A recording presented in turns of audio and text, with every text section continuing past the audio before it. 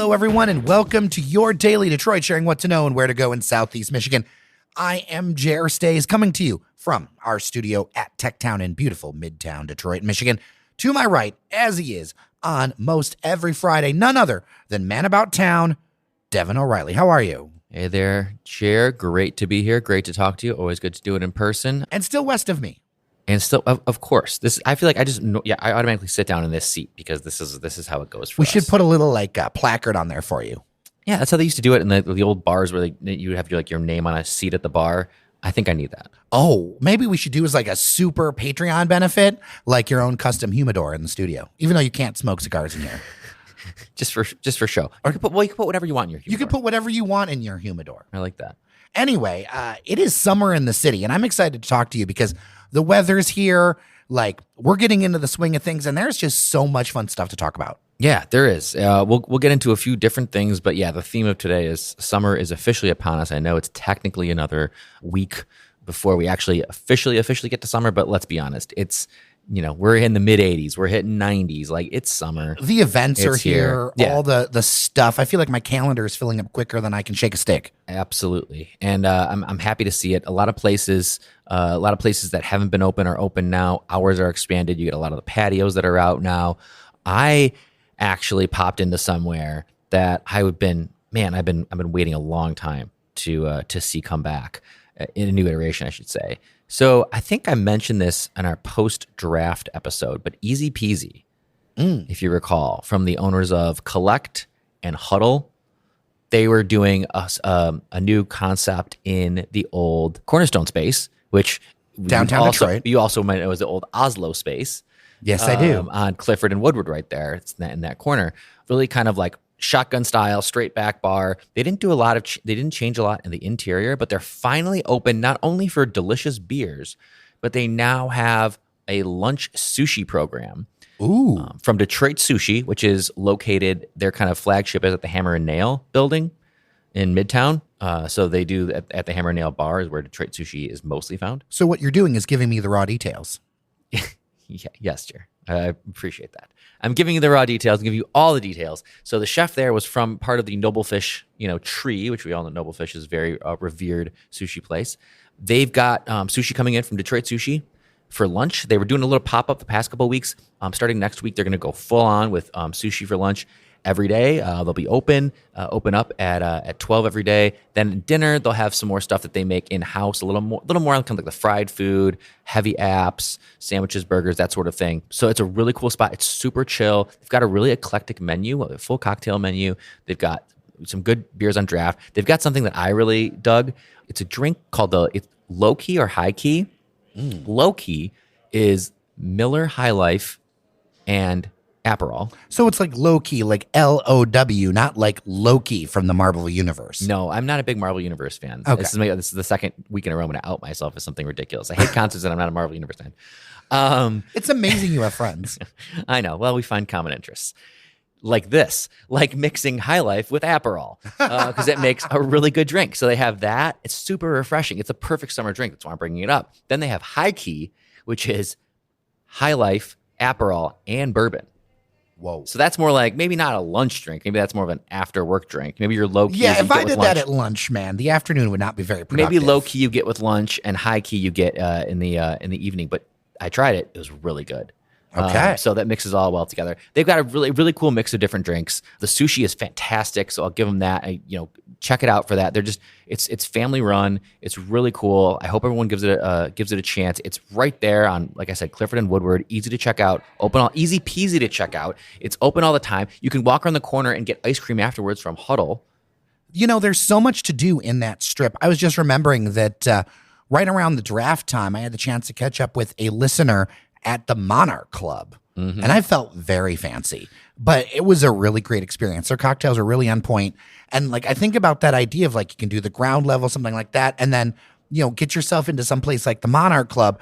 And one of the things I've learned though, is I keep the reservation apps at my hip now, because what I've learned is I'm bopping around. Sometimes I can slip into tables or slip into places and oh, wait, somebody canceled? You can like slide right in. Yeah, Jared, that's exactly. If you can keep yourself kind of open to that. Everything nowadays, Let the spirit move you with this. the spirit of Detroit move you. Everything is within short walking distance, and you brought up something that I think is interesting. People do talk about, and rightfully so, about the cost of things. You went to the Monarch Club.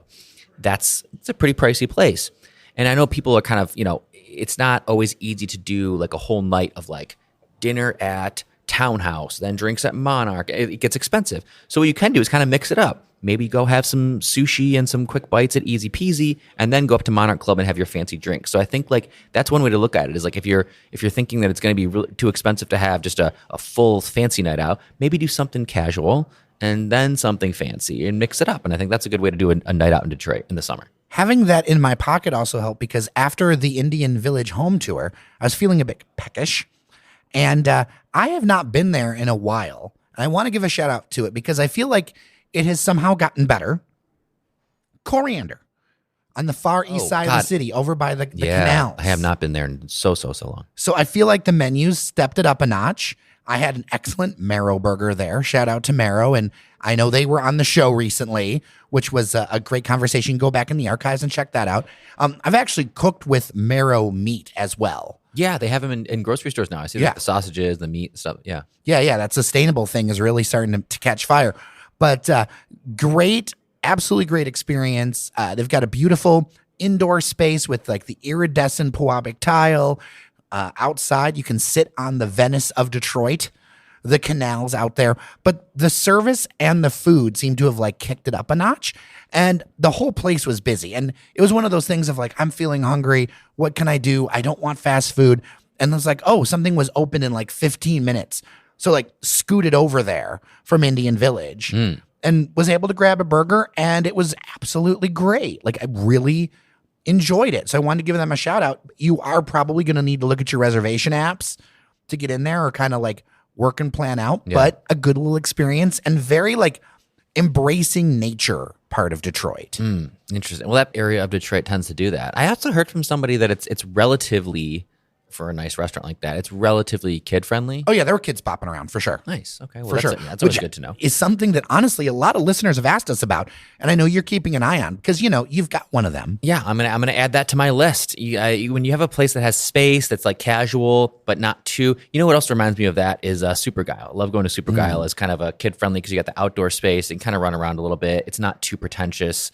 So places like that, sounds like Coriander fits the bill, are very well needed because there's some hip parents who want to just be able to spend time with their kids but still also go out for a nice meal. I mean, honestly, as this show has grown over the years, think about how long we've done this thing. I mean, you didn't start this thing with kids. I did not. It's only very recently in our journey here. What are a couple of things you think about when you're thinking about a restaurant with kids, like as a tip for other people? Well, space is one. It just feels like space. If you're an open space type of restaurant, I just know that if my daughter ends up running around the table a little bit, it's not going to be a problem. So some of these smaller jam-packed places, no matter how nice, no matter how friendly, it's just tough with a kid. You need space to roam.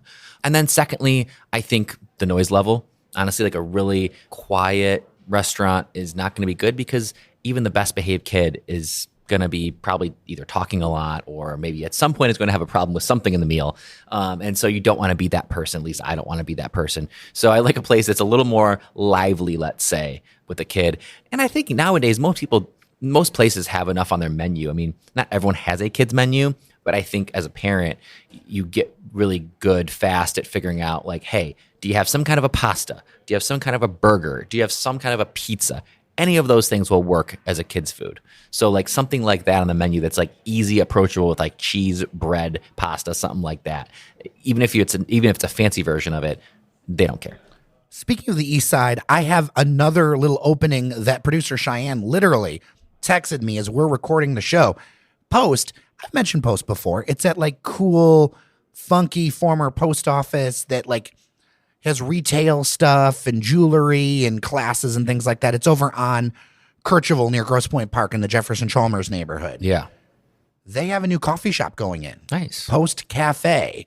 And they are going to be open 11 to 6 on Wednesdays, Thursdays, and Fridays, and 10 to 5 on Saturday, Sundays. So kind of like, they're going to call it like honey dirt coffee.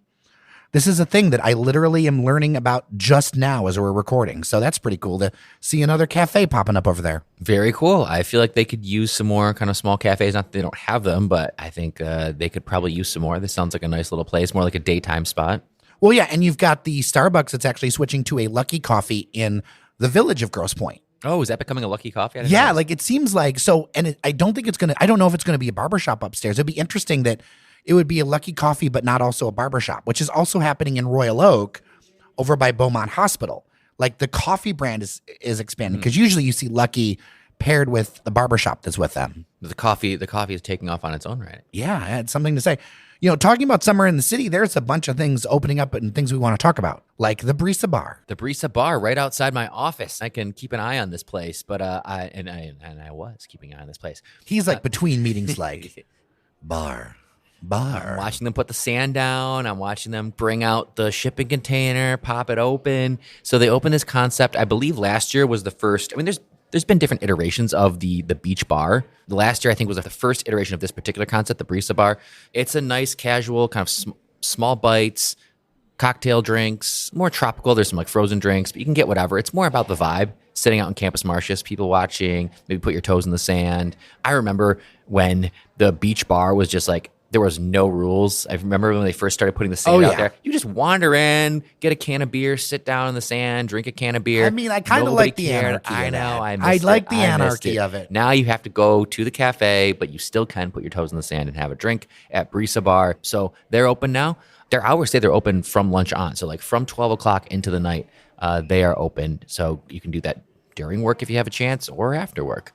So that's something pretty cool. I was wandering through Capitol Park the other day. They have a new art installation there, kind of throughout Capitol Park, these like curved cylinders that have just art displays all through them. Really nice to kind of meander through the park or sit, take them in, look at them. That's really cool. So that installation just came in. We've got Grand Circus Park is coming alive. A couple different things to mention there. We've got the Grand Circus Gala will kick off next Thursday, and that'll kick off with the big kind of fundraiser to benefit Grand Circus Park. There's a lot of cool things that are potentially happening with the park, the whole redevelopment plan that's going on with that'll make it more walkable, more enjoyable, really cool stuff. And then from there, they're going to have the Bourbon Garden. So every Thursday, they're going to have the Grand Circus Bourbon Garden that'll feature, well, of course, bourbon, other libations, and live music from some really, really cool local bands and artists. Really eclectic mix of different type of music. So that's something you can just kind of look for every Thursday beginning on the 27th. Yeah, and apparently there's going to be more than bourbon there. So like if you're going with a friend who likes bourbon, they actually say in a press thing that they're going to be doing sponsorships with Johnny Walker, Woodinville, Bullet, Singleton, Mortlock, and 21 Seeds, but also offering a not just bourbon menu to like bring people in. So to see this happening in that park, I really think it's kind of underutilized. If I'm honest, I think I like to see things like this happening. Yeah, it's unique in the sense that it's a dual park, right, Jerry? It's got an east and a west side of the park. Maybe you and I can like post up on east and west side, and we'll kind of do something to see where more people go. Hello. Over on the east side versus the west, but there's an east side and a west side of this park. The Bourbon Garden and that sort, and the gala are going to be in the west side of the park. But there's also a lot of talk about activating the east side of the park. There's already that dog park over there. Apparently, there's going to be dog days events, which Miss Gabrielle may need to be a part of. For sure. So yeah, you're right, Jared. Very, very underutilized area, but a very ripe with opportunity. 100%. So.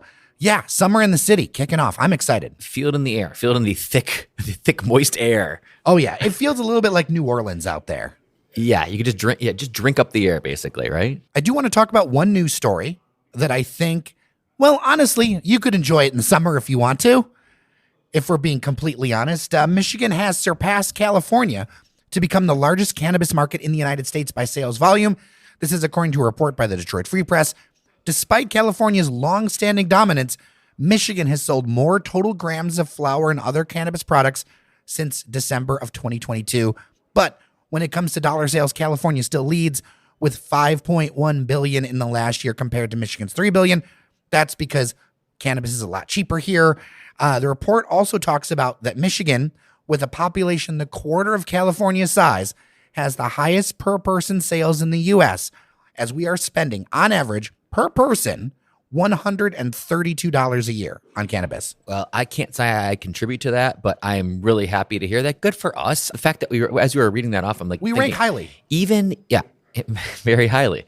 Even in the fact that we're even competing or talking about ourselves in the same breath as like California, which is like long been the cannabis capital of like the world, essentially. That's pretty cool for all the people who listen, who imbibe. Pat yourselves on the back, you know? It's like we always talk about competing, whether it's like mobility. We want to be the next Silicon Valley, or we're competing with the big dogs in Silicon Valley. Lack of mobility event. Not always. Hey, now look at Jer. I know a few things. I know that the old kind of connotations of stoners and what weed does to you has changed a lot. And I know that there's all sorts of different applications for it, different types, strains, modes to take it that change how or what it does to you. So it's a whole freaking science thing. You and I aren't the experts on this, but I am happy about it because both of us kind of sit in a place where I'm applauding the fact that this is happening. It's great. Keep up the good work. The other thing I'll have to mention, it's good for the dollars. It's tax base. It's more tax. This is taxed like any other good. So you know what I say? I say more and more of this because it brings in more tax dollars to the state.